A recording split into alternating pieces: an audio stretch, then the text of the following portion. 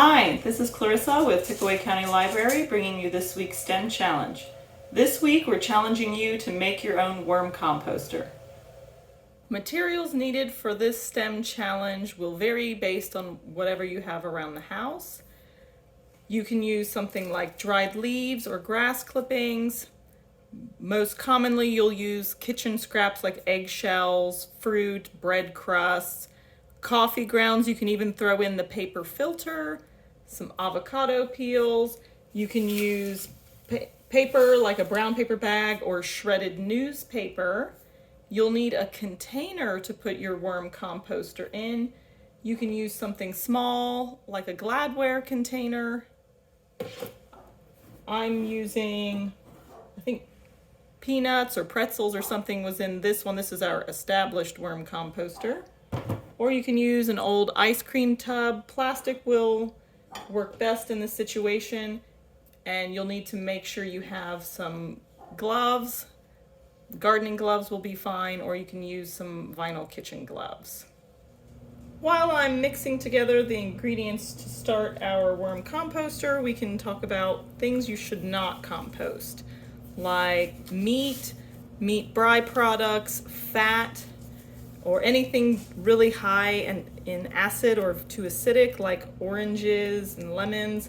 If you're not certain, just don't add it to your compost, throw it in the waste bin. So I'm going to put on some gloves.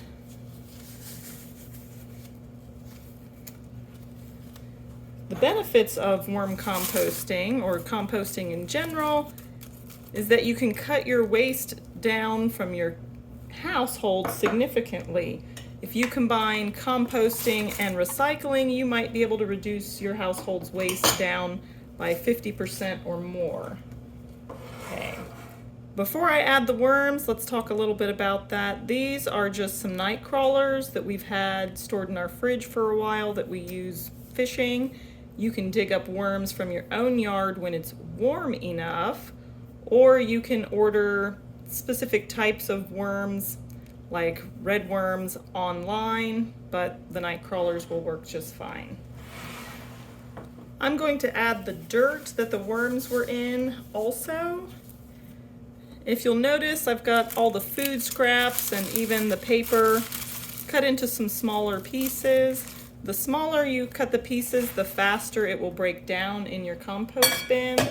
Larger things will take a long time, so if you're keeping this in the house, you won't want to throw something like a whole cabbage or melon in there because it won't break down fast enough before it starts to rot.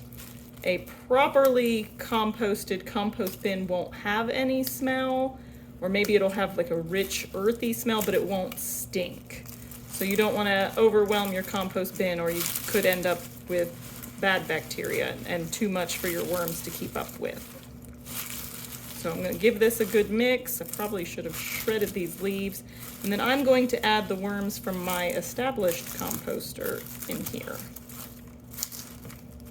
When it's time for you to empty your worm composter and collect your finished compost, comprised of worm castings, or essentially worm poo, there's a few different methods you can use to collect the adult worms to put them into your new media. I prefer just to pick them out by hand, but you could run it through a sifter like a mesh to get the worms out, or run it under some water to wash away the soil, and then just pick out the remaining worms. There's some of our worms. So these guys are about a year old.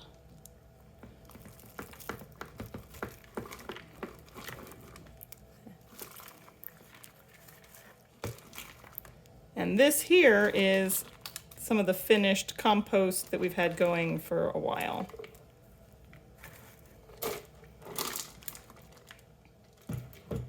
So I'm going to upgrade to this larger container. Make sure you put some sort of ventilation holes in it. You don't want your soil or the compost medium to be too wet or too dry. So if you can squeeze it and squeeze out water, it's too wet. And if it looks dry, then it's probably too dry. You can add some water to it, or you can add compost material that has water in it, like apple slices or pieces of melon or melon rinds. So I'm just going to give this a good mix.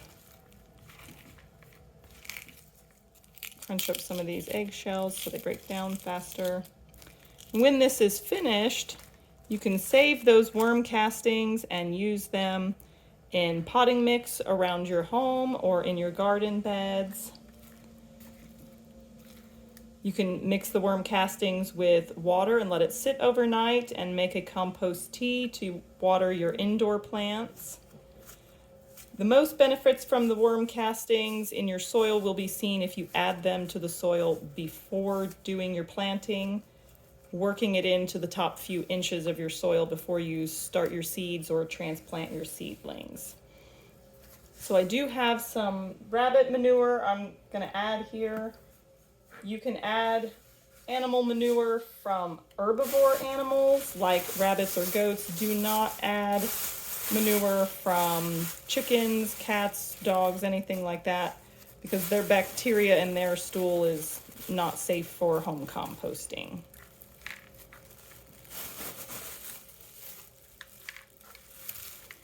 So I'm just going to work that in.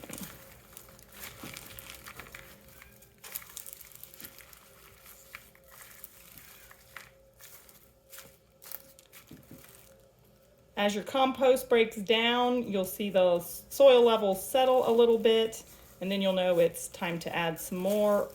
But eventually your bin will fill up, and when it does, then you can either move to a larger container like I am now, or you can separate the worms, use your finished compost, and start again in your original container.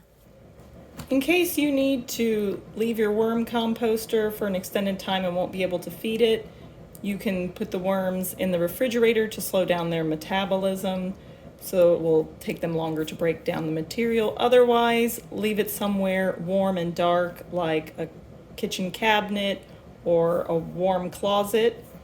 Hope you've enjoyed this week's STEM challenge and will choose to participate. We would love to see photos of your creepy crawler worm compost bins. Please share them to our Facebook page for Pickaway County Library.